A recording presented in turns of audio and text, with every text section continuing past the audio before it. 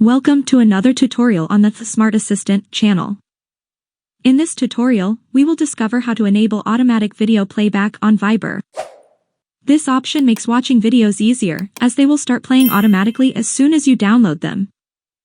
So, if you want to learn how to enable this useful feature, stay until the end of this video. Well, let's get started. First, open your Viber application. Then, in the bottom right corner of the screen, tap on the three dots. In the menu, select the Settings option. Once you are in the settings, look for the Media option and tap on it. We've reached the end. Now, tap on the Autoplay Videos option to enable it. That's all for this video.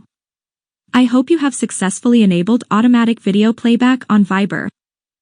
If you liked this video, don't forget to like it and subscribe to my channel for more useful tutorials and tips. Thank you for watching and see you soon in the next videos.